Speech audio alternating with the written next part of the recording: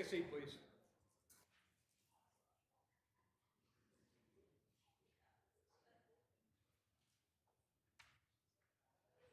Just hold it for a minute, sir. We'll get it afterwards. We'll get it after.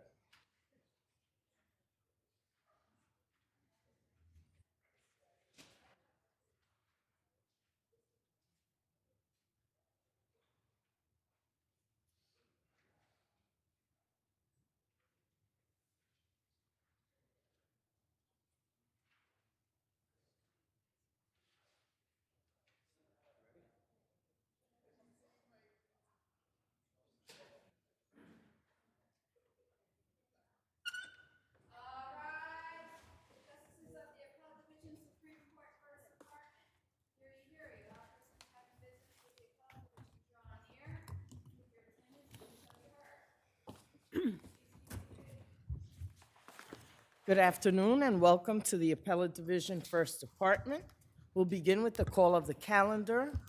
Please tell me the time that you need, not the time that you want, understanding that the clock is for you, not for the court.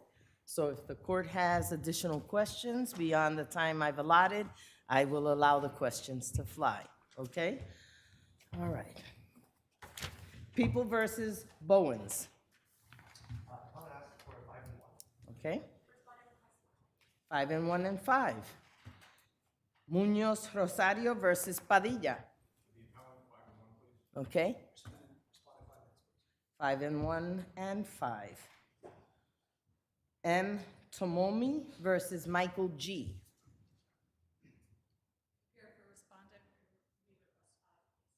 Okay, well, you're here by yourself, so you don't need 5 minutes. How much time? I'll give you 3 minutes. There's no one here, okay? So I'll give you 3 minutes and we'll hear you, all right? Bloom versus, you can have a seat, thank you. Bloom versus Helmsley Spear. 12 and 3 for the appellant. Thank you. 6 and 2 and 5. Goss versus Mojo Fashions. Submit. People versus Tyrell Harris. Submit. State Farm versus Lifeline Medical Imaging. Oh, we're on a roll. Submit. People versus Enrique Leiva. The appellant requests 5 and 2. Okay. Respondent requests 5 and 2 and 5. Rechenbach versus Jason Investors. Okay. Okay, 5 and 2 and 5 and 2. Mediant Communications versus Spectrum Pharmaceuticals. Okay. 5 and 2 and 5. People versus Leandro Ceballos. Appellant requests 5 and 2. Okay. 5 and 2 and 5. Nerve versus Wakeford is submitted. Jacques versus Jenkins is submitted. First case on the calendar, People versus Bowens. Step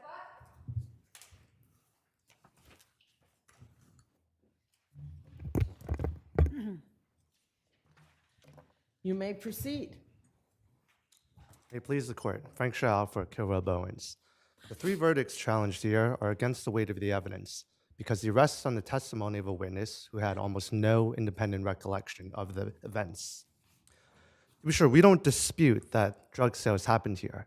Our only point is that the undercover officer's testimony wasn't enough to pin the blame on Kilroy as opposed to his co-defendant brother, Jimmy.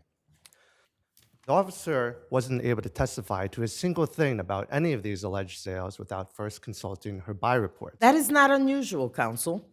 Officers engage in thousands and thousands of drug buy and bust operations on a day-to-day basis. And quite frankly, if she had remembered, you would be questioning the veracity of how she could remember from thousands of arrests. So, Yeah, so I acknowledge that undercover officers, they participate in a lot of these sales, but what I do think is unusual is the fact that, remember, it's so bad that she tried to simply read from her buy report. I submit that that is not at all usual.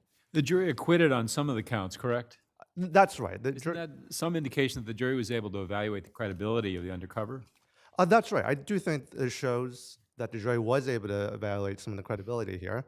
But I think the fact that there was a mixed verdict here and the fact that there was 3 days of deliberations, I think that actually helps us because that shows that this was a close case for the jury. Counsel, you indicated that she was reading from her notes. Did the court not admonish her not to read from her notes? The court did, And she reformed, right? that's correct, but she continued to then make mistakes that were quickly caught even after refreshing her memory. So for example, the sale where she tried to read her report from, that was August 3rd sale.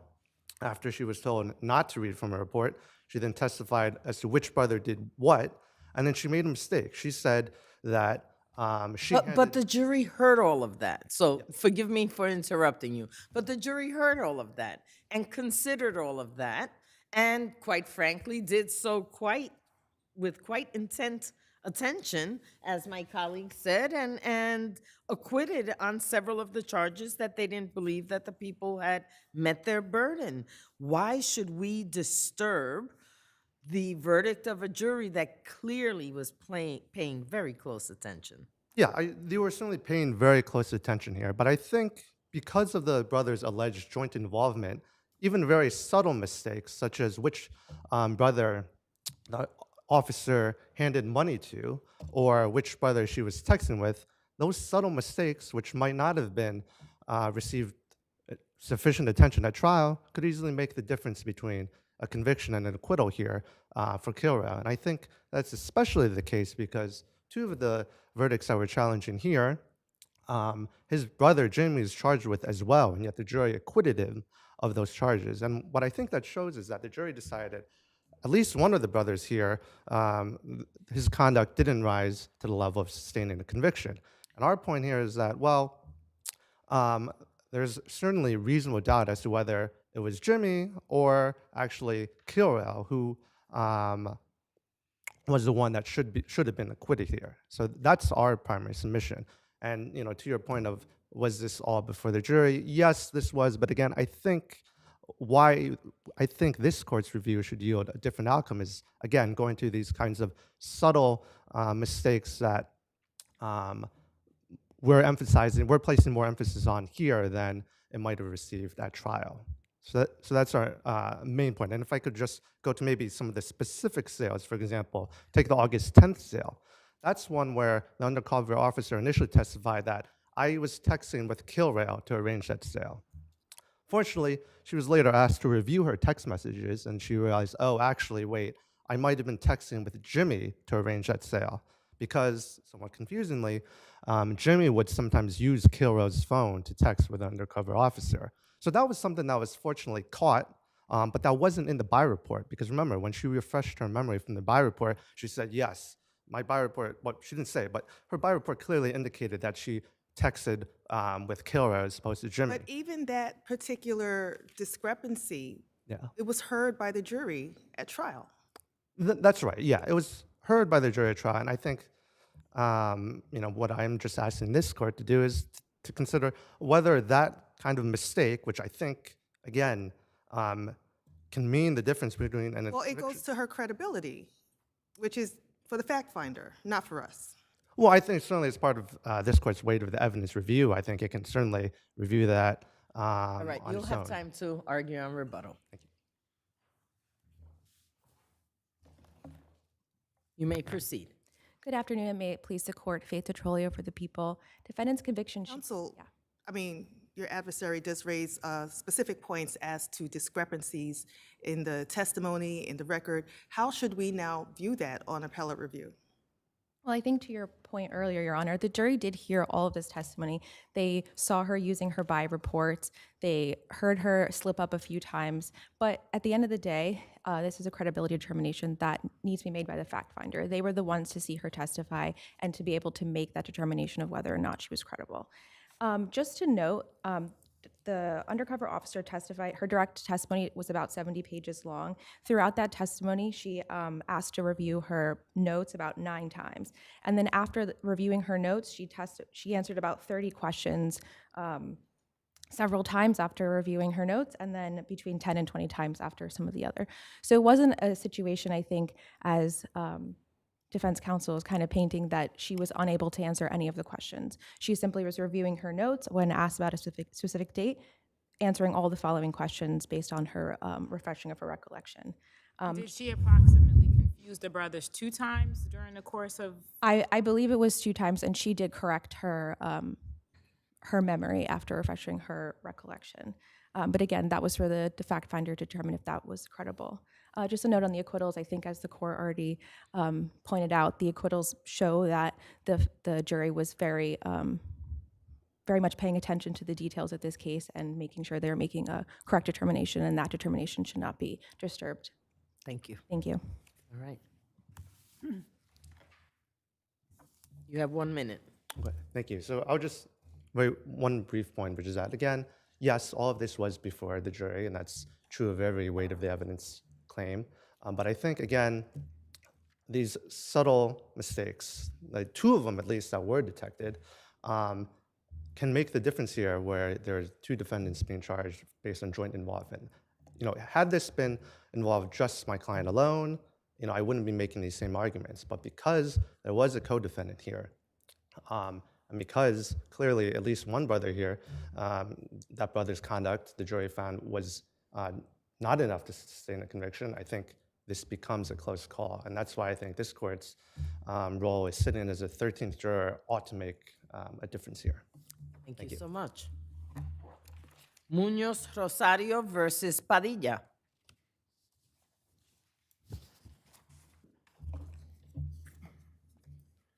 Good afternoon. May it please the court. My name is Robert Leffler. I'm the attorney for the appellate defendant. The decision of Justice Barbato in Supreme Bronx was incorrect because he decided an issue where we raised a question of fact. There was a motion for summary judgment made by the... What was the question of fact? Question of fact was our client said that he was cut off by another vehicle. Wasn't that statement of your client made at the time only for summary judgment? And our case law says that when a claim is made only in response to summary judgment, we consider that a feigned issue of fact, and we reject it as a matter of course. And your client here spoke with the police right after the incident and did not say anything about being cut off.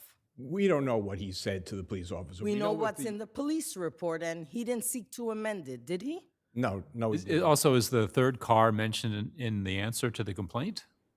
It's not, Your Honor. Sometimes those things come up as we talk to the client, and that's where we learned about the... It would seem to me that a probable defense that I was cut off, and this is why I hit this car in the rear, would be something that a client would say immediately the first day they walk into a lawyer's office. So I don't understand why it's not in the answer. And why the fact that it's not in the answer, I mean, I can maybe accept, maybe the police officer didn't write everything down. But to the lawyer, it's not in the answer. It's not in the answer, Your Honor. I don't know that, frankly, that it needs to be in the answer. Really? As part of the affirmative defenses. Really? I was cut off. This is why I rear-ended someone in a state where rear-ending someone is like per se negligence. That's not important to mention to your lawyer. The opportunity to mention it is raised for the first time on this motion. We hadn't gone to depositions yet. We hadn't had any discovery yet. The opportunity... You don't have to discover that. That's from your client, right? Where would you discover that information from the plaintiff?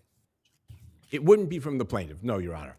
It would be from the client, and that comes up during the course of discovery, during the course of talking to the client. During the course of your initial meeting with the client about what happened with regard to the accident so that you could craft a viable answer?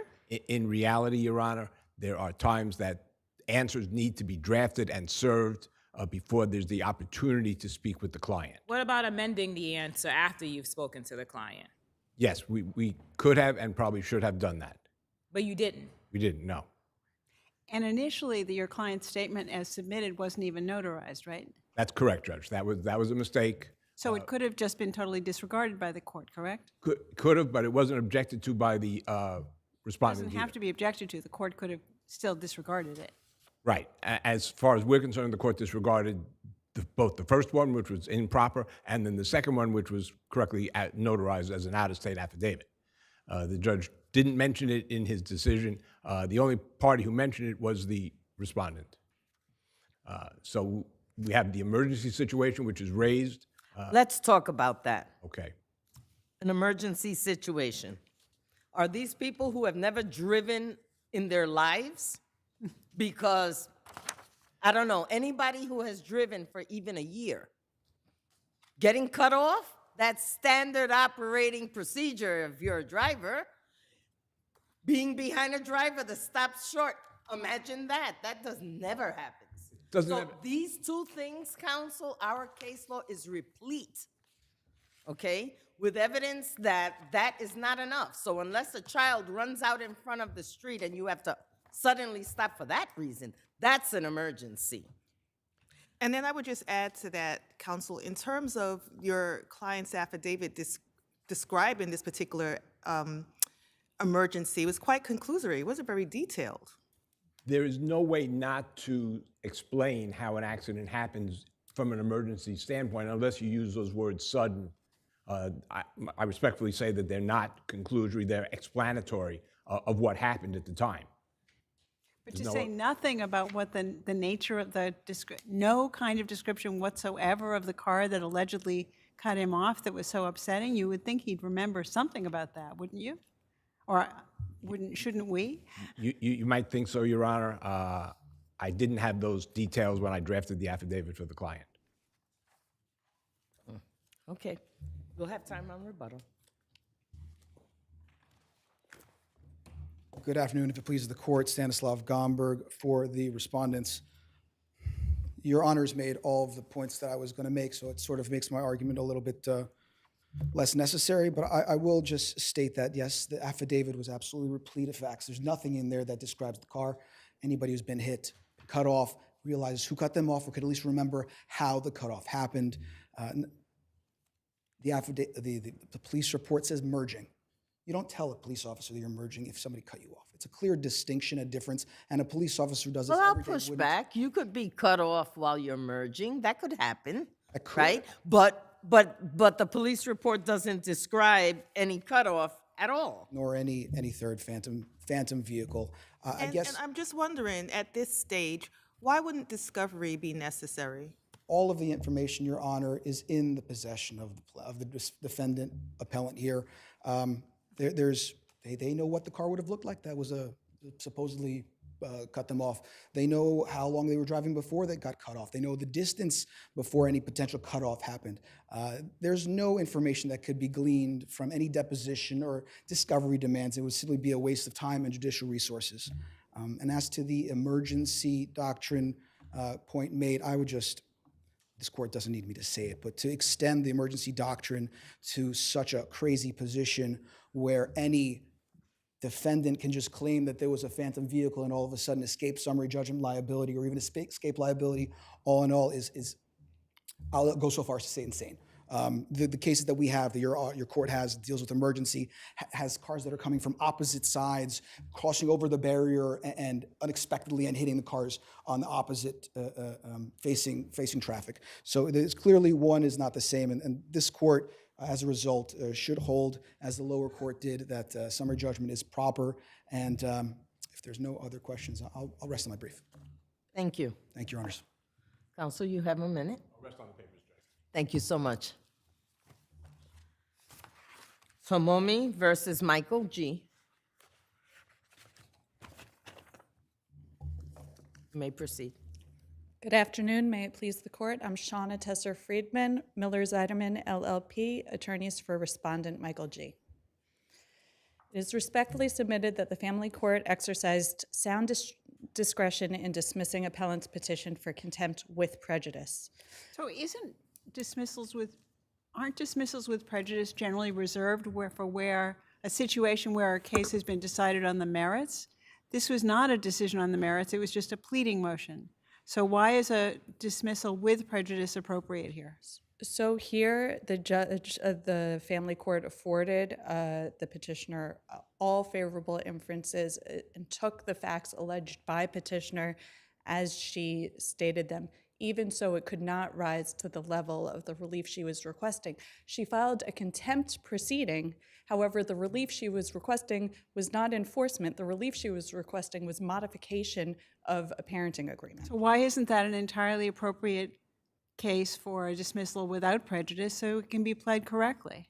Because even if the facts alleged, even if she refiled and sought contempt, the facts alleged by petitioner would not rise to the level of contempt because there was no showing of a clear and unequivocal mandate of the court or any specific violation thereof. That was strange because I was wondering about that because they refer to a court order that's not in the record. And the court order also, I believe, predates the parenting agreement. Isn't that correct? That's correct. So what does it say? I mean, if you can tell, it's not on the record, actually. Never mind. Don't tell us. But it seems strange that that's the order because the parenting agreement is not so ordered, right? Exactly. So it cannot serve as an lawful order of the court in a contempt proceeding. Exactly. And it is in the record that petitioner referenced the judgment of divorce. And in the record, the judgment of divorce clearly states that it does not address custody or parenting issues. And the record also references the custody agreement, which was dated months later, December 2019, but failed to annex the so-ordered copy of it. But also, I mean, to Judge Gesmer's point, there is that sort of PowerPoint of all the various 148 alleged violations. Why not? Some of those have nothing to do, it's a very broad range. And so why not dismiss without prejudice with respect to the things that weren't central to her relief? Well, during oral arguments, the family court expressly noted, I've read this petition, I've read the exhibits that came attached to it, which was that PowerPoint chart of 146 examples, and provided petitioner appellant's attorney repeated opportunities to specify any purported violations of the custody agreement. Even then, even after multiple questions about how is this But if you look at the spreadsheet, there are a bunch of detailed violations of the agreement, such as not doing homework, not making the children available at certain times. Even if she could prove that a respondent did in fact do that, it still wouldn't be a clear and unequivocal violation of the agreement. Anything else? Thank you. Thank you very much. Bloom versus Helmsley Spear.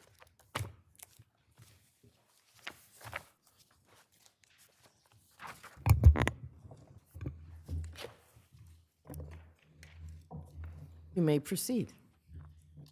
May it please the court, good afternoon. James McGuire for the defendant appellant Helmsley Spear, LLC. This case is essentially a contract dispute relating to brokerage commissions. There are two contracts really at the heart of the matter. The terms of joining agreement, the so-called TOJ, and the independent agent agreement, the IAA. Is it your position that those two contracts work together? I would say, Your Honor, more precisely, they are interrelated in the sense that the TOJ dealt with commissions before the agreement but not after, or before termination of the agreement but not after, and the IAA, with specific reference to this appeal, dealt with post-termination commissions. Didn't everybody know that we were dealing with the two contracts in litigating this case? Because you make the point that only the TOJ it's not even mentioned specifically, but that's what we're talking about in the complaint, but it's necessarily conjoined with the IAA. Well, I think the key fact here, Your Honor, and key document in the whole case is the original complaint. That original complaint was filed by two entities, Mr. Bloom and his company, BREG, and it mentioned one agreement, the agreement. And that agreement— But in response to discovery, your client submitted back information regarding the independent agent agreement as part of this litigation. It certainly is a part of the litigation, but no claim was asserted pursuant to that agreement until 3 years into the case. And if you look at the complaint, which bound the parties, It made no reference to Well, the IAA. proof binds the parties, right? So the court can conform the pleadings to the proof, is that not correct? Certainly, but the And point so is if the that my proof client... includes the independent agent agreement, why was that improper for that to be a part of the summary judgment analysis? Because it was not brought up, no claim was promulgated pursuant to that agreement until summary judgment. The only agreement that was relied on, per the complaint, and also, Your Honor, pursuant to a letter that both BRG and Bloom submitted 3 months after the filing of the complaint to alleviate any lack of clarity as to which agreement was being relied upon. Is that what the letter said? Excuse me? Is that what the import of the letter was? In Yes, it order was. to clarify any sort of confusion about what agreement the case was involving? I would say in context, yes, Your Honor, because as you may In recall context. from the complaint, there was supposed to be an agreement attached to it as an exhibit, and there was no agreement attached to the complaint. In other words, the complaint specifically referenced Exhibit A, and when you went to the back of the complaint, there was no exhibit there. So there was confusion at that point about what one agreement was being relied upon by the plaintiff, and 3 months after the complaint was filed, it was clarified that it was the term of joining agreement and not the IAA that was being relied upon. Moreover, on summary judgment, post-termination commissions were sought. No post-termination commissions are appropriate under the TOJ, so it could only have been the IAA involved if you were dealing with post-termination commissions. Or it could be both if they are conjoined and interrelated, as you said earlier. I'm not suggesting that there isn't involved in the case pre-termination commissions and post-termination commissions, but the only way to obtain post-termination convictions is by complying with the IAA. And that did not take place because there was a condition precedent that was not met. That's your, that they needed there was supposed to be a submission of a list of pending deals? Is that what you're Yes, the referring to? submission within 5 days of termination of the IAA of a pending deals list.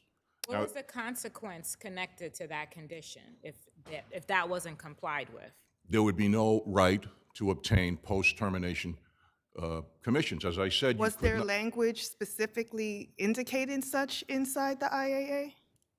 Well, as we read the IAA, it's quite clear that it is an obligation. The list shall be submitted. The will supply, right? That's the language that's used, will supply, Yes. right? And why isn't that more consistent with a contractual promise as opposed to a condition precedent? Because you could not obtain relief without submitting that list. That's not a contractual promise in a situation like that. That's a condition precedent. A contractual promise is simply that I will do something. This particular issue involving the condition precedent, was that pled? It was not alleged in the answer as an affirmative defense, but as we point out, under First Department law, when the issue is raised on summary judgment, if the defense arises from the written record before the court, then it's entirely appropriate to raise and consider that defense. And the fact that it wasn't pleaded is irrelevant. And where does prejudice in terms of the completion of discovery come into play with your argument? The prejudice is that we did not have an adequate opportunity to defend ourselves, nor did we have an adequate opportunity to take discovery and pursue discovery on the very issues raised by the IAA, because they were never raised before that. What about the prejudice to the plaintiff, though? Because discovery has been completed. Well, am I correct in saying that? I'm sorry, Your Honor, forgive me. Has discovery been completed, or no, it has not? Maybe you can clarify that. I believe discovery was completed at the time that the court heard the summary judgment motions, but respectfully, I don't believe the issue of prejudice to the plaintiff is relevant here. The issue of prejudice is to us because we were denied a fair opportunity to defend ourselves. All right, you'll have time on rebuttal.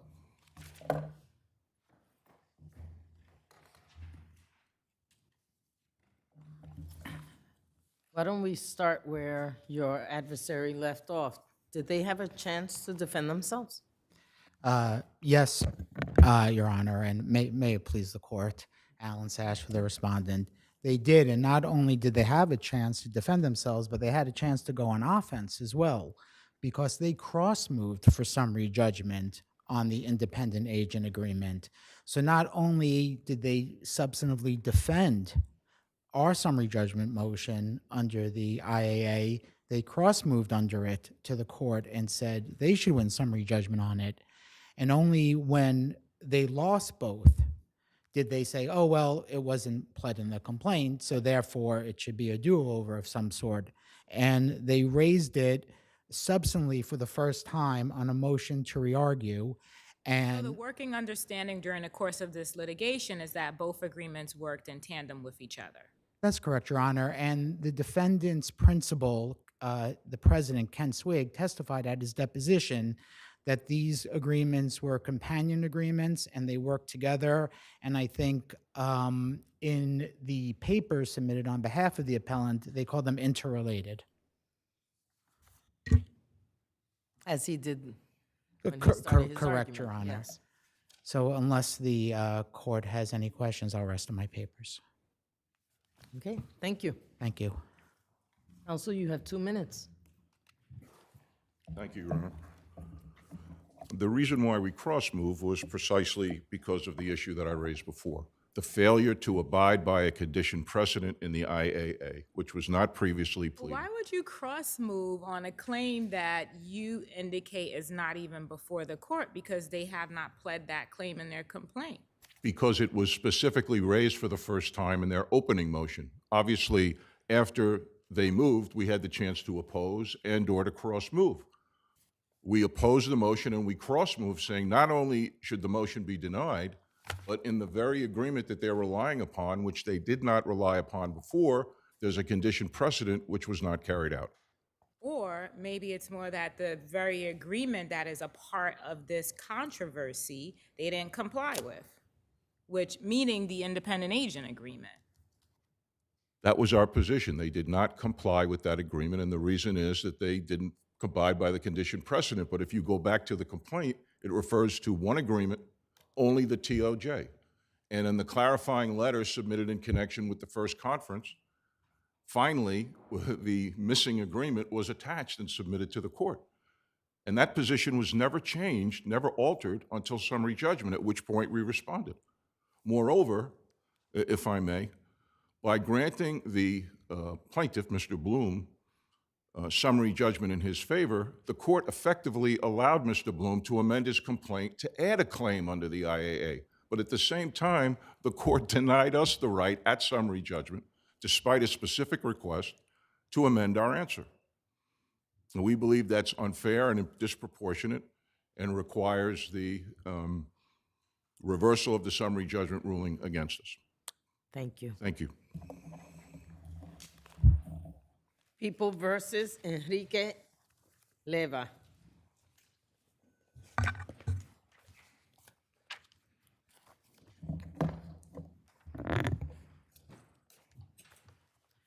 You may proceed. Good afternoon. On behalf of Enrique Leiva, Phoenix Rice Johnson. At the time of this crime, Mr. Leiva was acutely psychotic and facing physical violence, coercion, and manipulation from his roommate. This unfortunate confluence of factors caused Mr. Leiva, at the age of 47 years old, to carry out a tragic and nonsensical offense. Wouldn't the appropriate remedy for him to have been to request a 730 exam?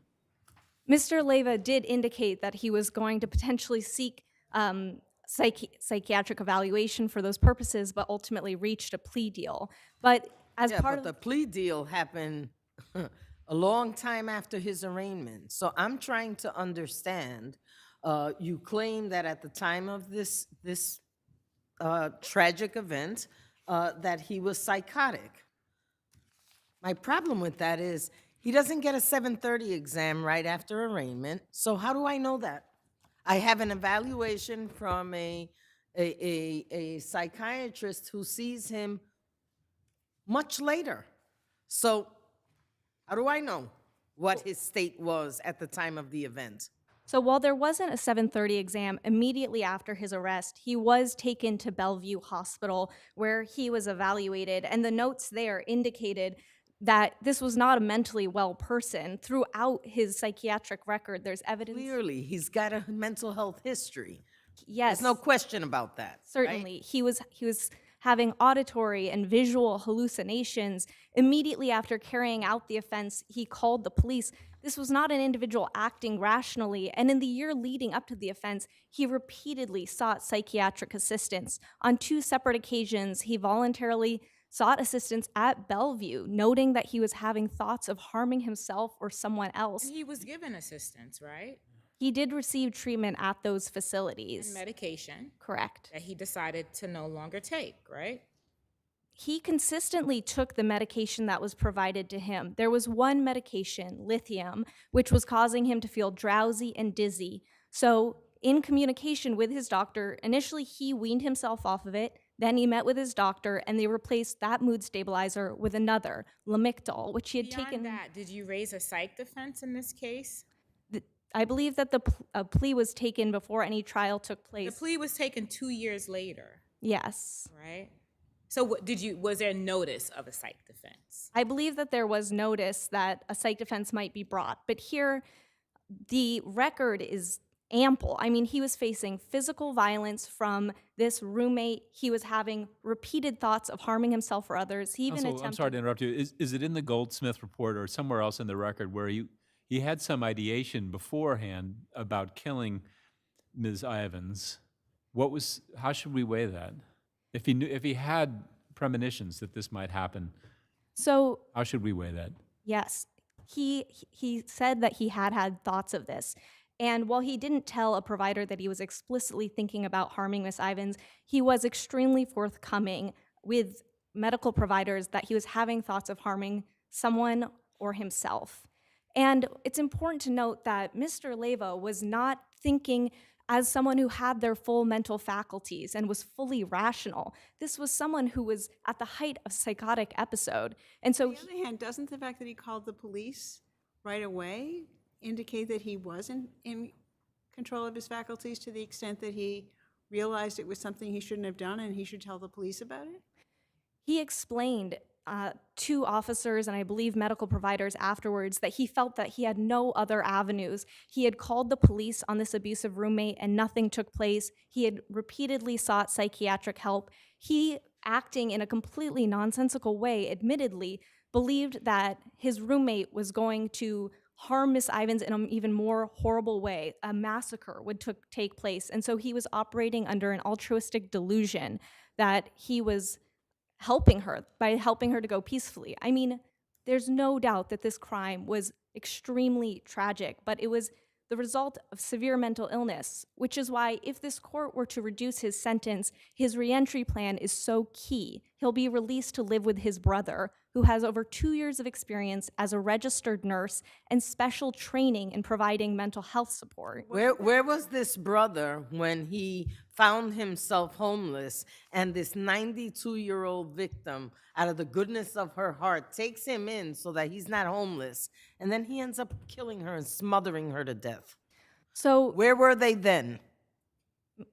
He was living in New York, where his siblings were out in Georgia. This was a strange and where are they now? They're in Georgia, where he intends to reside. But you'll have time. It's sad. It's really sad. And I commend you for your advocacy, but this is a horrible, horrible situation. Counsel will hear you. Thank you, Your Honor. Jamie Masson for the people. If I may begin at the 7:30. There was no 7:30 requested, either at criminal court arraignment, which was a day after the killing took place, nor Let me just ask you this question, because I know that you referenced People v. Sparks in your opposition brief. But in that case, there was a 7:30 exam. Are you saying that that's the standard that we should be applying? That's what we should be looking at, whether or not we're going to reduce a sentence if there's some kind of psychiatric defense or raised now? Should we only apply that if there is a 7:30 exam that has taken place? No, not necessarily. I just wanted to address some of the factual underpinnings of what was going on with the 730, which is why I wanted to start there. But no, I'm not advocating that this court needs to take that standard necessarily into consideration. What it does do in this case, however, is it explains and undercuts the defense counsel's argument that the defendant was at the height of an acute psychosis at the time of the killing. The fact that the defense counsel did not immediately request a 730 afterwards undercuts that notion. And in fact, at the Supreme Court arraignment, which happened about a month after the killing, the court there actually said, "Are you requesting a 730?" And the defense counsel there affirmatively disavows it. She says, quote, "730 I did not utter." So she doesn't request one at that point either. And in fact, the fact that she didn't request a 730 reinforces the facts that show that the defendant did know right from wrong at the time that he took Veronica Ivan's life. What about the comprehensive evaluation by Dr. Goldstein, I think it was? Yes. How does that weigh into this? Well, it was a review by a expert that was hired by the defense as part of their as part of their notice of a psychiatric defense. Did the people have an expert examine him on their own based on that defense? It was probably too premature. Okay. We obviously would have hired an expert to review all of the same records that Dr. Goldstein reviewed, but the parties reached this very merciful plea before having to go that route. And I would just note that there's... You say merciful because that's what everyone was saying at the time of the plea, right? Including defense counsel, including the defendant who thanked the judge and the prosecutor, right? It was echoed by nearly every party who was part of this plea. Those are not even my words, as you mentioned. Defense counsel below at sentencing said that this plea took into account defendant's very specific and extensive mental history and reflected the sum total of his life lived up to the moment that he took the life of another. And I think that perfectly encapsulates why the sentence should not be disturbed by this court. As a reviewing court, though, we don't have to indicate that the trial court did anything wrong or take into consideration what they did. We can independently review the sentence, right? Absolutely, you can independently review the sentence. My point is that the sentencing court here was particularly well informed. She actually went out of her way to say that she received a lot of insight in reviewing this negotiated plea that a lot of other judges don't review. And that includes both his mental status at the time of the killing, his documented history and treatment. The ebb and flow of his illness actually seemed to improve every time that he was in a structured environment. And in fact, in the times, and if I may, that includes even at Rikers, during the pendency of this case, the defendant himself reported that he was feeling better and out of the fog, not coincidentally because he was 100% compliant with his medication during that time. It was when he was removed from those structured environments that he started to make more self-harming decisions, such as taking himself off medication. And in fact, he admitted that he killed Miss Ivins partly because he was not taking his medication at the time. So this court was really well informed both as to his mental status at the time, the tragedy of the killing, as well as the post-release plans that all of the parties envisioned would be in place after the defendant served his bargained for time. And that includes him going to Georgia to be with his brother. Yes, because his brother said that his daughter would reach the age of adulthood by the time the defendant finished his 18-year term, which actually ends up being about 13 years. And that makes sense. Perhaps the brother was concerned about the daughter wanting to either be out of the house at the time that he takes in the defendant, his brother, or maybe that she is an adult at the time that she is sharing the house with the defendant. But that takes time, and certain plans should not be rushed, as we said in our brief. And because this sentence, if I may, that the 7 years that they request is tantamount to an effective release now. And without those same assurances that they gave the court as to his post-release plans, I don't think it's in the interest of justice to immediately release the defendant now. Thank you. Unless there are any further questions. Thank you.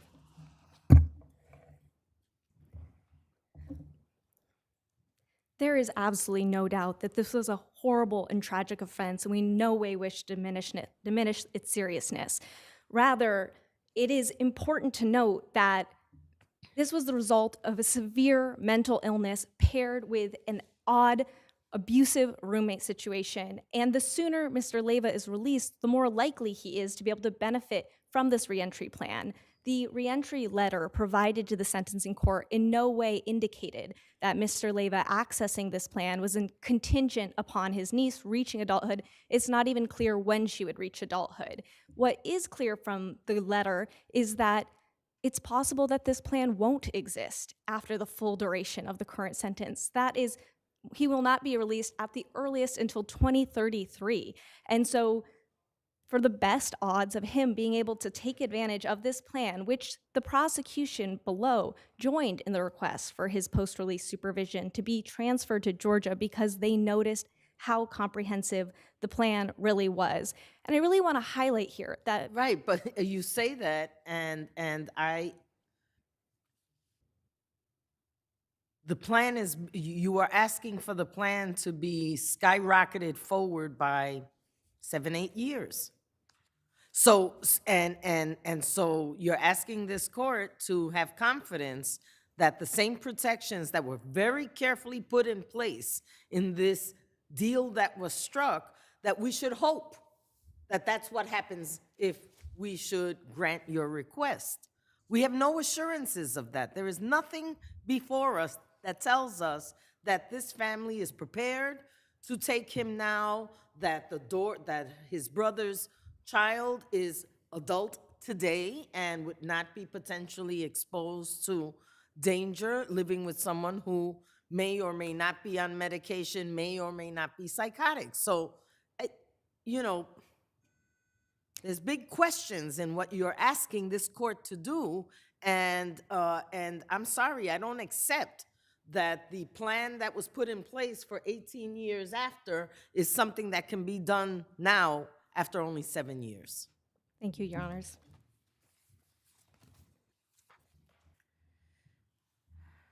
Rechenbach versus Jason Investors.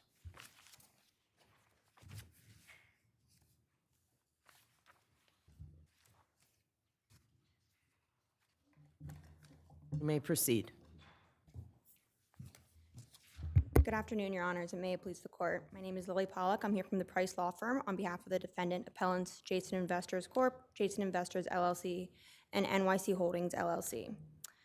This appeal seeks to vacate the summary judgment award as to 3 of the 4 plaintiffs, as the Supreme Court misinterpreted and misapplied the facts of the case in finding that Unit 5J was unlawfully deregulated and erroneously eschewed the statute of limitations as to the other 2 apartments. They found fraud based on evidence that does not comport with the case law and the facts of those 2 plaintiffs. Let's start with the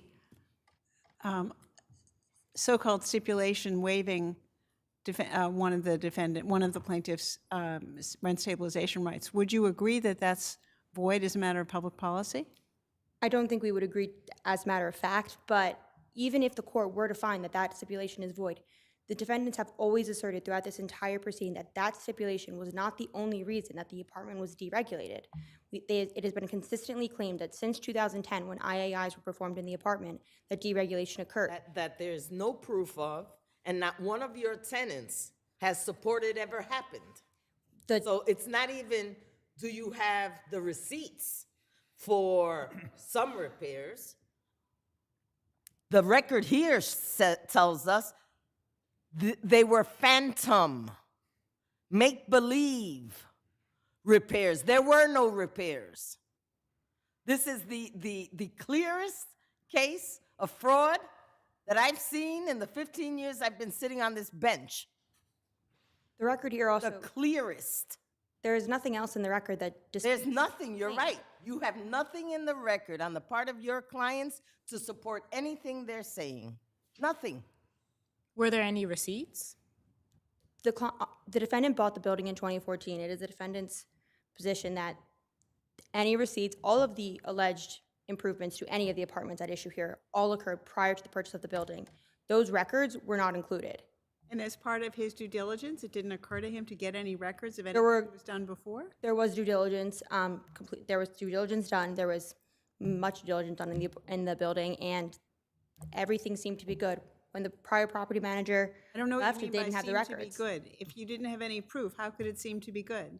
The word of the property manager. There was a separate case that I'm sorry? There was a separate case with the prior property manager and this property manager that's unrelated to this aspect, but it has to do with the building. And there's allegations that So there are no receipts, and there's also no one who said that they saw any repairs done, right? yes, but in response to the claim that there were repairs done, all that the plaintiffs have provided is a paragraph of an affidavit where they say, I've seen no repairs or anything done in the apartment. What else All is of there the to repairs, say? all of the repairs. If you've seen no repairs in your building and you've been living in the building for 15, 20 years, right? And you've seen nothing, right? You've seen not one single repair in the building. What is there to say? I've lived here for 15 years and there has not been not one repair to this entire building in the entire 15 years I've lived here. What else is there to say? Every single one of the claimed repairs occurred prior to those tenants moving in. So there would be Okay, no way now for them we to have know, seen it. you and I both know that when a owner is going to buy a building, right? They check for rent roll to make sure that the building is gonna be profitable. And if you have rent stabilized tenants that have been deregulated, you wanna make sure that that was done right. Because you wanna be able to charge the tenant the unregulated rate. So it's your job as the purchaser to make sure that all the ducks are in a row so that when tenants bring lawsuits like this, you can defend against them. So my colleague asked you, did your client do his or her due diligence? Yes, there was due diligence done. No, they do not have What did the due diligence report say in regards to certain As to apartments? which apartment? 2J, 5J? Pick one. 2J and 5J, there were, 5J did not say anything about any sort of overcharge issue. There was a statement in here that says, the tenant was granted a tenant non-renewal lease back in 2005, and while the registration records indicate that this tenant was issued a timely lease There were renewal. parts of that due diligence report that indicated that if there had been no renovations done, and it appeared, based upon the due diligence report, the people who completed that these, in fact, had not been done, there were no improvements, then, in fact, charging a higher rent based upon that would be illegal. That is only to apartment 2J, which is already a rent-stabilized unit. Apartment 5J, which is what we had discussed in the beginning of my argument, is the one unit that the court found was deregulated by a stipulation. And the defendants have never And that brings contended. us back to the public policy argument that my colleague asked you about earlier on, right? Can you deregulate an apartment via that way? We have never contended that the apartment was deregulated via the STIP. The STIP said word for word, they dropped their affirmative defenses as to the rent regulatory status of the apartment. It does not say that the respondent in that proceeding, it was a summary eviction proceeding, it doesn't say the respondent contends that this unit is never rent stabilized, it's never going to be rent But stabilized, what I'm would never the going to bring a affirmative change. defenses have been that they dropped? I believe the affirmative defense was that they applied the regulatory status of the building wrong. That it was a rent regulated apartment? Absolutely. But again, the defendants have claimed in this lawsuit throughout the entire time that prior to that, 5 years prior to that stipulation being entered into, 9 years prior to the start of this case, this apartment was deregulated. So that STIP did not act in and of itself to deregulate the apartment. And if the court had then gone on to our deregulation claim, as in the IAIs in 2010, it would have come to the exact same conclusion as it did for Unit 4C, which it denies summary judgment because there were no facts to dispute our claim. Thank you. You have time on rebuttal. Thank you, Your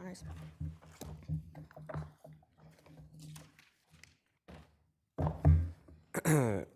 Good afternoon, Your Honors. May it please the court, Zachary Meyer for respondents, cross appellants. Let me just say that this case poses an important question to the First Department. There's been no appellate guidance on Senate Bill 8011, which is the late 2023 HSTPA amendments, which obviously apply to totality of the circumstances review, statutorily abrogating any requirement to establish all elements of common law fraud. There was, from my review this morning, only one appellate case from the Second Department. Yeah, so that's Gomez. So you want us to follow Gomez, of course. I have no issue if this court follows Gomez. It seems like the defendants agreed with that. I don't know. I thought in their papers that they basically said that the amendments do apply to pending cases. Yeah, the retroactivity, of course, but they disagreed that it was a totality of the circumstances, because I believe they broke down each of the elements of common law fraud, which is obviously now statutorily abrogated. To the extent that they say that there's no building-wide fraud, I mean, I concur with Your Honor. It is one of the clearest cases I've ever seen. The specific facts, we have the DHCR due diligence report, which went line item. No, Justice Billings excluded that from the um, evidence, but I take it you think you don't need it necessarily. We don't need it, but it is nice for willfulness. Well, was it proper to exclude it? I believe it was entirely improper to exclude it. Why? I have a number of grounds. Firstly, it was our summary judgment motion. Appellants failed to try to oppose the genuineness, veracity. Well, we're not talking about genuineness or authenticity. Right. How do you get around the hearsay rule? They themselves produced it in a collateral matter. They produced it and said it was authentic, but they didn't. There was nothing in their production of it that I thought established any appropriate exemption from the hearsay rule. Can you address that? Sure. 4540-A, when an opposing party produces a document, it's deemed authentic. That goes to authenticity again. Right. It's not, and you have to produce stuff for discovery that may not be admissible at trial. So Sure. I just don't, I still don't see you answering the question. Sure, Your You Honor. understand? Is it a authentic business There is record- no answer. Sure, and that's certain. It's in the brief as well. But your client, but the landlord didn't produce it. It was produced by a third party, so No. the landlord couldn't Generated produce it by as its own business record, and they didn't lay a different business records exception. The landlord produced it as a report that it commissioned in the regular course of its business of managing and acquiring real estate. Okay. Even so, obviously, it's still Is it necessary to your case? absolutely not. We have many other grounds, and I could list them off to you. Thank you. Aside from the due diligence report, as Your Honors noted, not a single IAI or MCI quote, estimate, invoice, check, receipt. Does it matter that they're saying that they purchased this building in 2014 and everything took place before them, so why would they have that information? So I think that was what was Sure, argued here sure. today. So this court in Lebehan, Montera, Monrose, and Hess all said that an owner can't say, I'm an innocent purchaser, poor me. When you buy something and when you commission a due diligence report, you're expected to know what you're buying. If you do due diligence, as my friend on the other side conceded they did, they knew exactly what they were buying. Perhaps they even adjusted the price based on what they were buying. We weren't privy to those negotiations, but what we do know is that when title passed to the appellant, they knew exactly which units were overcharged by how much and what they needed to do. In addition to overcharge, there's many illegal deregulations here. Two of them are 5J and 4C. The court below correctly found that 5J was errantly deregulated. The rent registration history shows that the rent never exceeded $1,339 at the appropriate time, in the appropriate year. But with regard to 5J, counsel says that they're not relying on the STIP to establish it was deregulated because it was already deregulated. How do you counter that? That's an impossibility simply because the certified rent registration history never shows it escalating past $2,000, which was the applicable deregulation rent threshold. And then from my understanding, when you want to deregulate a unit, you have to send certain deregulation notices, including, to trigger a petition for administrative review. None of those were there. None of those were sent. None of those were, produced. And I have a number of other items, but most importantly, I would note that under the prior motion sequence, they were sanctioned with with spoliation and preclusion for failure to produce. We're aware. Thank you. Okay, I'll address 4C on my reply. All right. You have 2 minutes. Just very briefly, in response, I don't know if I'm going to do a reply to his opposition, but as to 4C, the DHCR report that the respondent is saying they're not relying on, but it's helpful to them. It doesn't even mention 4C. There was no indication that any alleged illegal deregulation happened decades ago. As to the Claim that you laid a business records foundation for the due diligence record? it was produced in a prior in a separate action, correct? Just to show that it exists. It was an email received from their Was it attorney. controverted?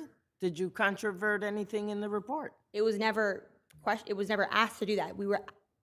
The request was to produce documents received in the process of a closing. That was a document received. Whether or not what's inside the document is factual and true and credible was never talked about. It was never contested. It was never asked about. So there is nothing that we've done to concede admissibility on it. But as to the records, the appellant's contention is not that we purchased the building, we didn't have the records, it's not their fault. The contention is that it is very clear that the appellants have not produced the records. However, these repairs happened 10, 15, 7, 8, 9, 10, 15 years ago. It is extremely prejudicial with the way that the law is changing in this particular aspect in New York City. Every year it feels like, to require landlords to save records for decades at a time for an instance like this where some of these tenants have lived in the building for nearly 20 years at this point. That's difficult in a time of electronic documentation. I mean, the repairs were not it's not done. like it's not like you have to maintain huge file cabinets. It just gets saved in a computer. Absolutely, but the repairs were not done during a time of the electronic Computers documentation. existed in 2010. Come on. Absolutely, they did. Yes, but And prior you could building owner scan- didn't you use could it. scan documents in 2010. Council, prior look, building owner you did have not a scan the difficult argument, but let's not be ridiculous. Documents could be scanned, documents could be saved. So it's, you know. Even without the documents, just one last note, even without the documents for the IAIs, as to the two rent stabilized units, all those two tenants can do is point to one singular increase on the rent registration history and say, this is a jump, unlawful. The owner can't establish why. And that is simply not enough to prove fraud. Why isn't that enough? In 2013, apartment 5J had a rent of $1339.03 a month. And then in October, the tenant that comes in after that legally registered rent comes in at $1895. And then the next thing that is done is that another document is sent to DHCR saying, oh, this is exempt high rent. And it's $1895. It hasn't even hit the 2000 rate.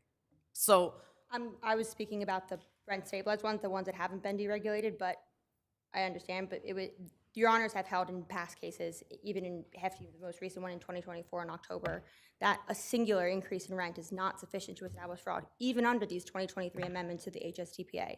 There is nothing in the record wherein the plaintiffs can establish that a fraudulent scheme to deregulate the building to win on a motion for summary judgment, and therefore the three plaintiffs that were awarded summary judgment should be reversed. Thank you. Thank you, Your Honors. You have 2 minutes. Just a few quick notes, picking up where counsel left off. They're asking this court to stare at a single tree and say it's not a forest. I mean, it's pervasive. It's building wide. It's not just limited to my 4 clients. It's building wide. And then on the DHCR due diligence report, coming back to Your Honor's question, because of the spoliation, we knew about this report. We requested copies of it. They had it and refused to produce it, and that's why they were sanctioned for spoliation.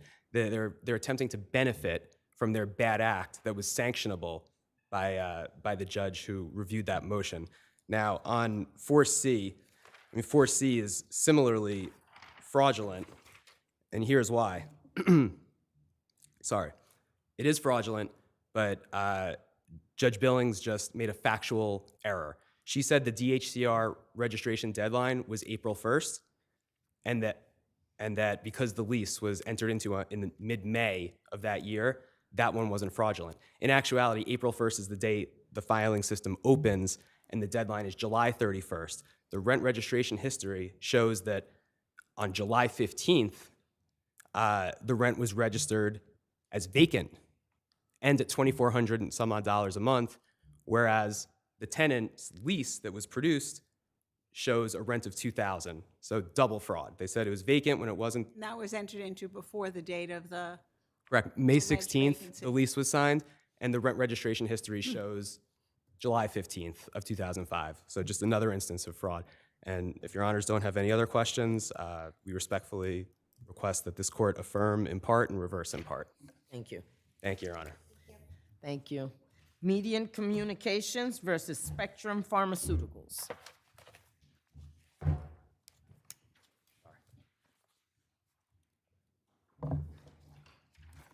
You may proceed. Good afternoon, and may it please the court. I'm Eric DuPont of Baker Botts for the defendant appellant here, Spectrum Pharmaceuticals. This dispute concerns two parties who operate without written agreement, and it arises because Spectrum refused to pay a shock $821,000 invoice from Mediant. But did it refuse? That's the question, or did it timely refuse? And you make the supposition that it must have because of Ms. Hume's email correspondence, but does it really show that?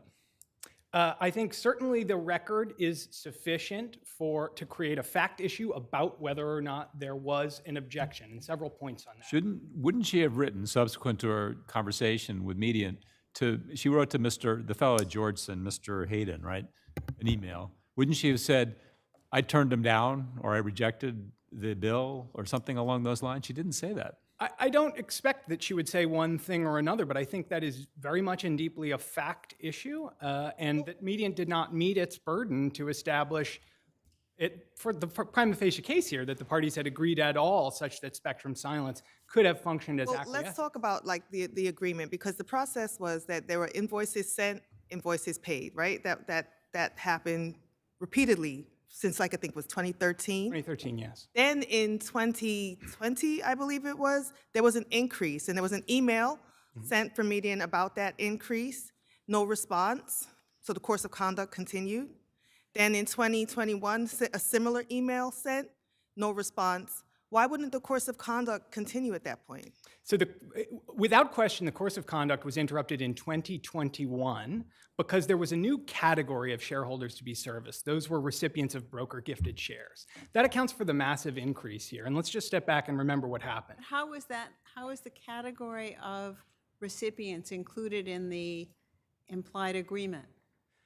Your Honor, respectfully, I don't know what the implied agreement is here. I don't know what its terms are. The implied agreement, this is services to provide notice for meetings and votes at board meetings, right?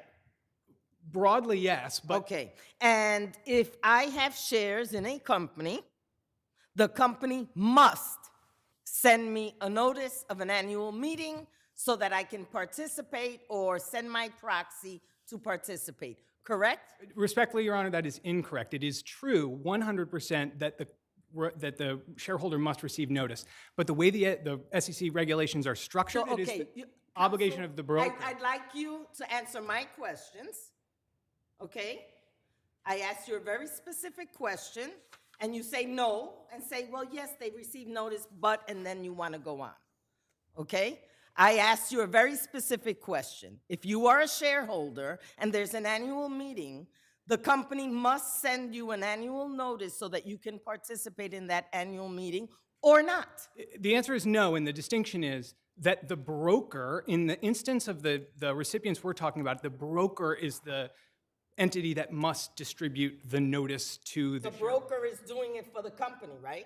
The broker doesn't have a relationship with the shareholder, it's the company, right? The broker certainly has a relationship. It has brokered the share, and the shareholder is anonymous. All right, I give up. Go ahead. Go right ahead. I apologize. No, I mean no disrespect at all to the Go right ahead. court, Your Honor. I'm just trying to explain. I know how this works, but you go right ahead. Our view of the regulations is that they're reasonably straightforward, that it applies an obligation to the broker to provide the notice to the shareholder. And that in 2021, it was true that SEC Rule 14B... What were you guys doing since 2013 in terms of this arrangement and the information being provided to the shareholder, which your company was then paying for? I apologize. Maybe I misunderstand the question. So this- Certainly, it is true that Mediant performed the service of providing proxy distribution to the company's shareholders. And vote But to my knowledge, it tabulations. never provided proxy distribution to shareholders who were recipients of only broker-gifted shares. And this is the really key point here is on the day that we Are you saying received... that the recipients of broker gifted shares wouldn't be entitled to receive that? They are certainly entitled to receive it. Has the SEC set up different rules for holders of these fractional shares? It has approved a New York Stock Exchange rule that prevents members of the stock exchange, those are brokers, from charging the issuers like Spectrum. That is as a result of this very problem. That's correct. Right? But what I want to very importantly point out, and you're picking up on the key issue here, Justice, is that the the approval of Rule 451A, the New York Stock Exchange rule, which admittedly post-dates the dispute that we have here over the $821,000 invoice, only looks back at always existing rule, SEC Rule 14b1, which conditioned the obligation of the issuer to reimburse the broker for proxy distribution on those fees being reasonable. Rule 451A at the stock exchange looks at that and says, we are preventing you brokers from charging these fees to issuers like Spectrum ever. In the SEC's adoption of that rule, and I can point the court in the record to the exact language, it's at pages 173, 174. This is the SEC's order adopting the rule. It says, this cost reallocation does not preclude the broker from receiving assurance of reimbursement of its, quote, reasonable expenses, both direct and indirect, consistent with Rule 14b1. I cannot read that to mean anything other than the type of fees that the stock exchange is saying that brokers like Mediant, or who Mediant works for, cannot charge to issuers, are precisely the sort of fees that were not reasonable under 14b1. 14b1 existed on the day we received this invoice. It then opens the question to all of the fact issues about whether we ever agreed to pay Mediant or the brokers for whom Mediant works for something that the SEC rules plainly did not require Spectrum to pay for. We were always entitled to object the day we received the invoice that these services constitute unreasonable fees. So then the issue is whether you objected, and you'll have time on rebuttal. Thank you. Good afternoon. May it please the court. Robert H. Brown of Robert H. Brown, PC, 1890 Larchmont Avenue, Suite 302. Palmer Avenue, Suite 302, Larchmont, New York, 10538. So, counsel, just picking up on that thread in terms of whether or not Spectrum objected, this email from June 10th, 2021, in which it's communicated that Mediant is willing to offer a 15% discount, right? Why couldn't it be inferred that there was some objection to the $800,000 bill that that was received? Because otherwise, why would a discount be offered? The discount was offered because, as the court has been talking about, and as is in the record, there were goings on in the industry generally where issuers were complaining on these sort of things, but there had been no rule or anything changed at the time of the services performed herein. Doesn't Mr. Simonovich essentially concede that there was a phone call to him from from Spectrum with regard to the bill? There is a phone call, but as So what baffles me about that is that he then puts in two affidavits, neither of which says anything about the contents of the phone call. And since we're supposed to draw all inferences in favor of the non-movement, why can't we infer from his silence about the contents of that phone call that, in fact, Ms. Hume said, I object to this invoice? Well, as your colleague pointed out on the bench, she would have probably have said that timely in her email to Mr. Hayden. I tried to, I called and I complained about this. That's not what I'm asking. I'm asking about your clients, whether we can draw an inference from Mr. Simonovich somehow manages not to say in either of his two lengthy affidavits anything about that phone call. Can't we draw an inference from that? If I may address that, please. This case got, similar to the case that was argued earlier today, this case got progressively more technical as facts were brought into the case.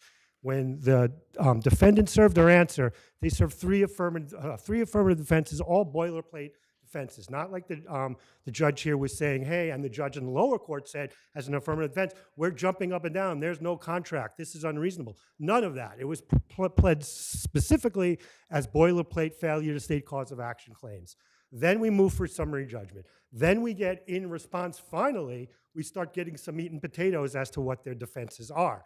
Well, then, just picking up on that, why isn't this now, the granting of summary judgment, premature? Why shouldn't that be explored? Because as it goes on, it becomes more technical. Do we need this more discovery? And getting back to what my colleague asked you earlier, because I don't want you to mistake my repartee with counsel that I have made a decision here. So my colleague has made a very good point. Why would you offer a 15% discount on an $821,000 bill unless you think there's an issue about whether you can collect that bill? And why should we not take discovery on that issue in order to determine? Well, first of all, they should know in the first instance whether or not they made this objection. It just defies reality that only one person in the company, when they had 155 million shareholders, would know this information. There's not. Oh, come on. 155 shareholders aren't dealing with the people running the companies, and you and I both know that. No, because they had such a large shareholder base, it does not make sense that they had one person, one employee responsible for all of this, who could speak to all of this, who could speak to the fact that an objection was made. She could go to her boss and say, you know, let's do this. And another thing is, we sued Spectrum. We did not sue the company that owns Spectrum now. So there was a period of time after the pleadings were served that they could have gone to Ms. Hume and flushed this out. They had an absolute opportunity to do that, whether it was weeks or months. I'm not prepared to make that exact, detail right now. However, to say we need to do this now because we dropped the ball and we didn't ask her before we fired her, or we didn't ask anybody else before we let everyone go. Counsel, in order for you to be granted summary judgment on whether this is an account stated, don't you have to establish that there are no questions of facts with regard to whether there was any objection? We believe we have established that through the submissions that we've put in and defense has put in, that the email says he informed me. After we spoke to him, he informed me of this problem. Okay, the email from Georgeson also says, push back, go back and tell them. They didn't do that either. But somehow wound up with a 15% discount. As far as the 15% discount is, like I said, there were doings in the industry. It may have been a 15% across the board. It may have been, but we don't know. That's what discovery may be will flush out, right? When we have depositions and things of that nature. The email from Mr. Seminowicz clearly states next time you're having either cash flow issues or you're having budgeting issues. It clearly states that, and Mediant would be happy to assist in that regard by providing this discount. It does not mention anything else. We doesn't say we've noted your objection. We understand. As the record states. That would apply states. to the next time that Mediant increases its bill by a factor of 800%? I'm sorry? That would apply to the next time that Mediant increases its bill by a factor of 800%?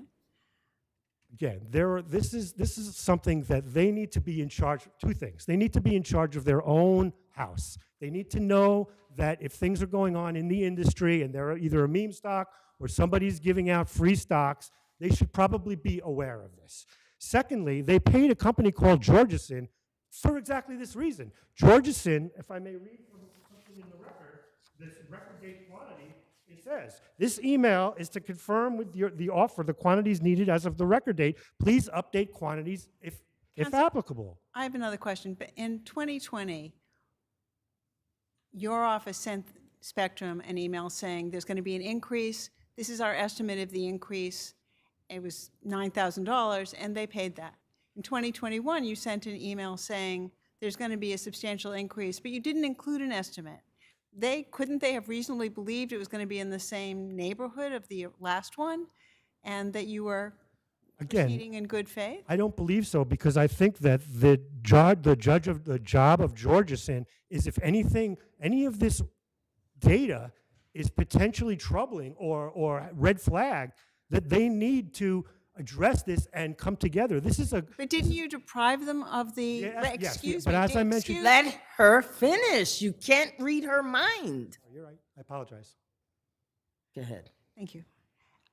When you sent the RDQ to Georgeson, you didn't mention, you only mentioned the holders of stock in the traditional category, but not the number of holders of stock in the e-consent category. So why would that red flag that to them? So the I mean, your client, Mr. Sviner seems to justify that later as, oh, we made a mistake. But given that mistake, how would they have been on notice of what you were planning to do? They were on notice by the fact that this was going on in the industry. They were a meme stock. A year gone by, we attempted to provide them exact notice of this, and they did not cooperate. These kind of jobs require communication. Was there a way for them to know how many free fractional stocks were being given away by Robinhood? Was there a way for them to know that? Had they addressed the issue in a timely manner, I would say yes. How? By having Georgeson, when Georgeson was told of 11 shareholders, not 11 separate issuers, and in each of those 11 separate cases, none of these electronic notices were provided. So Georgeson, as the issuer agent for each of these 11 companies, had 11 chances to catch the error. They go back to Mediant and say, you know, we see that we see that on your record date quantity, you've not listed electronic shareholders for any of these companies. Can you go back and check and confirm this information like it says to do in the RDQ itself? So their duty was to correct your error? Yes. In certain instances, errors are made. Their duty is to communicate. Their duty is to look at the documents. Their duty is to do their job.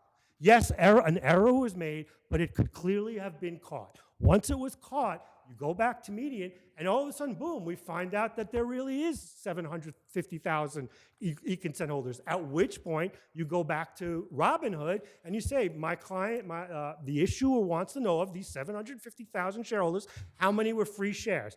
And Robinhood could potentially provide that information. Now, would Robinhood have provided that information? I don't know, okay? But it certainly was information that was readily available. They could have asked Robinhood. There's nothing in the record that they reached out to either Georgeson or Robinhood about any of these issues. Instead, they just kind of kept their mouth shut and let Mediant, you know, take the responsibility for this. It's not that much different than you seeing something in the store that's mismarked for a very low price that you know is very much higher, and you take it to the cashier and you pay the low price anyway. Yes, it was a mistake. It was 113, but it's not credible. Under the facts here, they had an agent who was paid to confirm this information. They had 155 million shareholders, and there was warnings from Mediant, especially about this. If it was a perfect world, we probably wouldn't even be in this litigation here. Thank you. Because those mistakes wouldn't have been made, and they would have had to take responsibility for them. But because a lot of these facts don't come out 100% on one side or the other, there's litigation, and this is the position that Mediant's taking. Thank you. I will give you an extra minute since I let him go on. Thank you. I may or may not need it, depending on the court's questions. I want to just start that all I hear from my adversary are fact issues on the question of whether Spectrum knew or might have known or should have known that Mediant was about to go out and do this, or that Spectrum was sort of the victim of a broker like Robinhood who had engaged in a promotional scheme to benefit the broker. There is just no question that this pre-discovery case should have been allowed to go to discovery to understand whether or not Mediant could prove to a fact finder that Spectrum did know or should have known. This record just does not have Spectrum certainly knew, Spectrum assented, as would be necessary for any sort of contract, and certainly an implied in fact contract. I'll turn now to Your Honor's point about the account stated. It was an error of law to the extent that the lower court concluded that there was a special magic words or a special kind of objection that needs to be offered in every case to defeat summary judgment on an account stated. The law goes back very far on this. We gave you Neuberger-Berman, which is just— Counsel, but you did pay or they did pay Mediant for tabulation in 2022. Is that an acknowledgement of the account?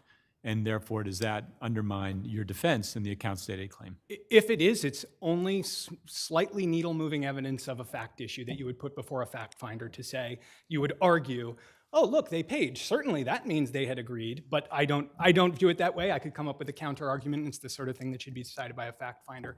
Returning to the account stated point, I think the most salient evidence is that, first of all, the same operative facts that we didn't know what Mediant was about to do, we were prevented from knowing because Mediant sent a false, inaccurate statement in 2021 ahead of performing its work. All of that defeats the account stated because it creates the scenario where Mediant was not reasonable to view silence. Even if we had been silent, it would have been unreasonable for Mediant to view silence as acquiescence. That aside— Wouldn't that turn our jurisprudence on this issue on its head? Absolutely not. Oh my the goodness. oldest jurisprudence on this issue, and again, it goes back to 1916, Justice Cardozo in Neuberger-Morris. He discusses that it's the entire circumstances of the parties' arrangement, and we go into some detail on this in our brief. There is an initial element that a plaintiff needs to prove to demonstrate that the parties' relationship was such that it reasonably expected to be billed. And let me prove it to you, Justice, and I think I can get you with this one. That element is necessary because it prevents the account stated claim from being a tool of fraud. If that element weren't there, I could just walk around the halls and deliver invoices to all sorts of companies and hope one of them happens not to dispute it on time.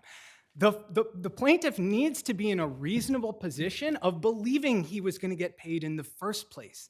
Mediant didn't have that here for the operative facts that we've given, that they had no reason to think we would acquiesce to suddenly them serving a new category of shareholders that the SEC rules did not require us, Spectrum, to serve.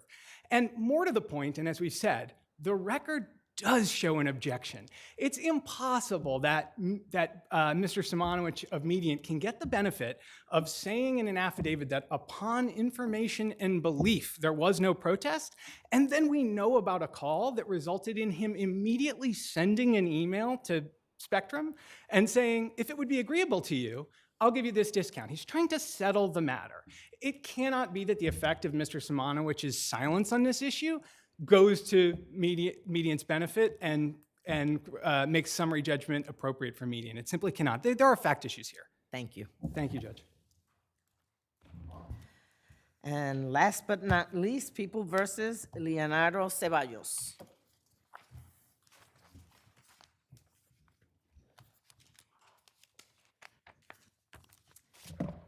Good afternoon, Your Honors. May it let your adversary get here. Good afternoon, Your Honors. May it please the Court, Elizabeth Vassley on behalf of Appellant Mr. Leandro Ceballos. The 92-day period from February 9th, 2021 through May 12th, 2021 was chargeable to the prosecution. Do we even get to that if there was a valid waiver here? What kind of waiver, Your Honor? There was a waiver of right to appeal? Your Honor, there was an appeal waiver in this case, but it was not valid. And why? It conflated the trial rights with their appellate rights, and it appears that respondent doesn't even address in its brief the validity of the appeal waiver, presumably because it was invalid. In this or presumably because it's so good that there's no issue. So if I disagree with you and I think that the waiver is good, that forecloses your arguments on the statutory speedy trial. Tell me how you met your burden on constitutional. Your Honor, if I may address that the appeal waiver was invalid here because the court said, quote, on page 6, and it's also on the other waiver, on the other transcript. It said, if you were to take this case to trial and be convicted by a jury, you would be able to appeal any decision that another judge or I made before you. So that was error, and that rendered this appeal waiver invalid. But you're only reading a small section, right? Because the judge also said by pleading guilty, you're giving up your right to a trial by jury. You're giving up the rights that you would have at a trial. Those include the right to remain silent, to testify. So the judge went through all of those rights before the sentence you read.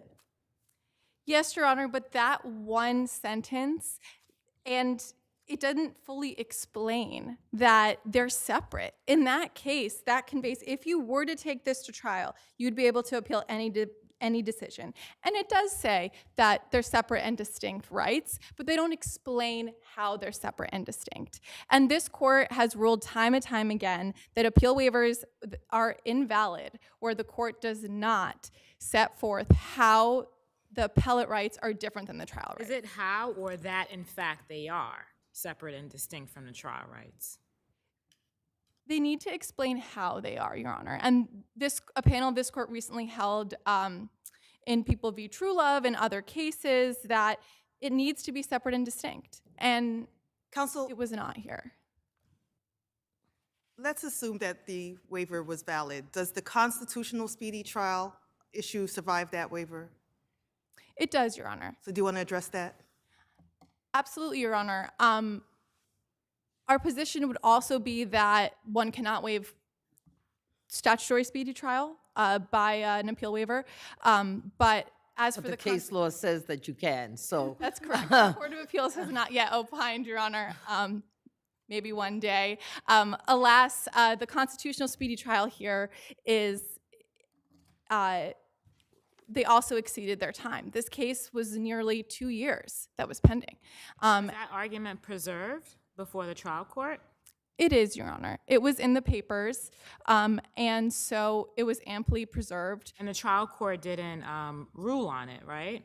It did not, Your Honor. And did you raise any objection to that? Did the defendant raise any objection to that? No, he did not, Your Honor.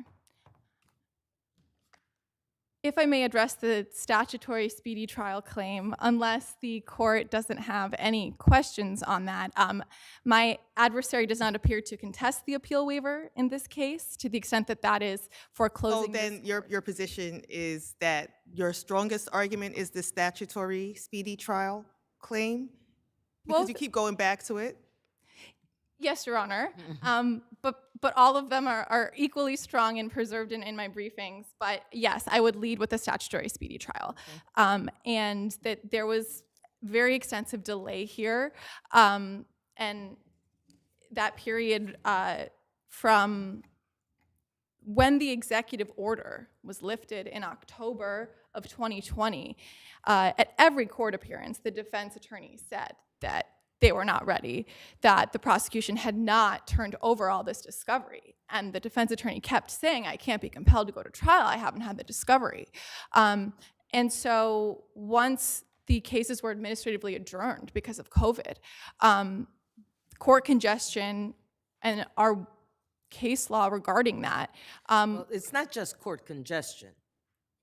We had people dropping dead all over the place. Right? Yes, Your Honor. So it's not court congestion. Let's not just characterize it that way, because that really would not be accurate or fair to the court or anyone. You're absolutely right, Your Honor. But court congestion case law is on point here. And this is just like Middleton, this is just like Barden, where in Middleton, for example, there was a COVID administrative adjournment, but a panel of this court found that that was chargeable to the people, which that case never would have been decided the way it was if this whole period of administrative adjournment could be excused for COVID-19. It had to be linked to the prosecution's readiness, and they weren't ready. What about, what about counsel? What about defendant's conduct in turning down the team's hearing and insisting on in-person hearing? That's 92 days between February 9th and May 12th. So why shouldn't that be chargeable to the defendant? That's not consent, Your Honor. And just like as in Barden, the defense attorney saying, well, I can't do that date, and then the case having to be pushed weeks later, simply not wanting to agree to a virtual hearing and wanting to assert his right to cross-examine witnesses in person. But it wasn't like the request for that came out of thin air. It was during a time period when cases were once again on the rise in our state and in our city, and in order to keep people safe, we were in virtual operations. And so we were, the system was prepared to move your client's case forward in the safest way that the court could do it. He chose not to avail himself of that. Why should the people be charged with that time? That's right, Your Honor. But again, if we're comparing this to court congestion cases, no, we're not. That's the point. Our position. We cannot compare. I have too many cases on my docket, so I can't hear yours today with there are people dying, so we can't let more than 5 people in a room at a time because we're afraid people will die from a communicable disease. Those are not the same things, counsel. They're not. But you'll have time on rebuttal because Understood. we're now going in circles.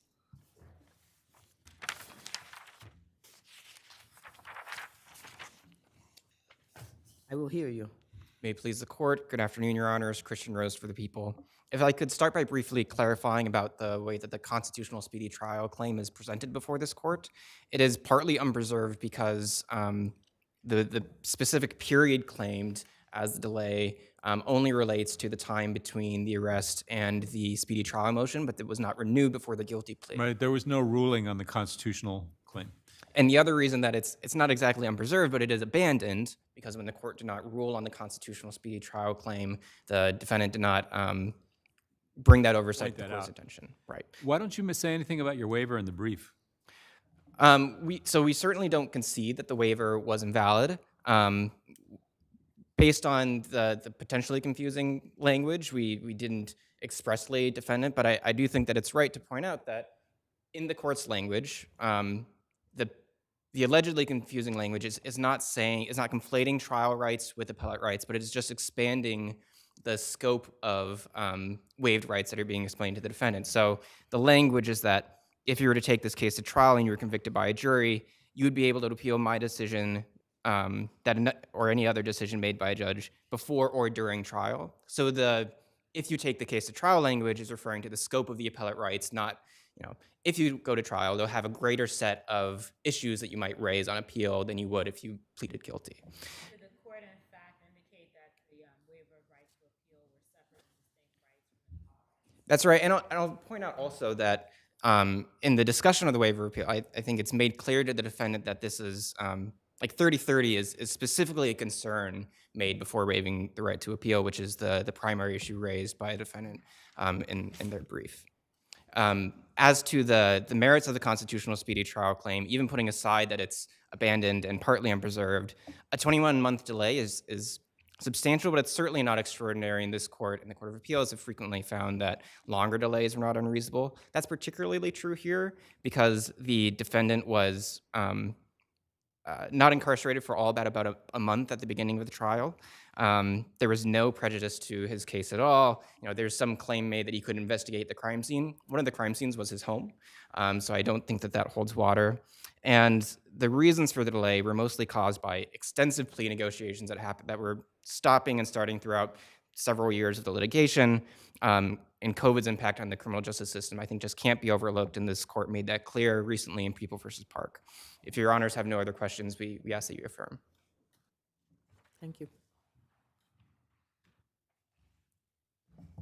Respondent acknowledges that the appeal waiver was potentially confusing, and it is this language that says that if you were to take this case to trial, etc. So the appeal waiver was not valid.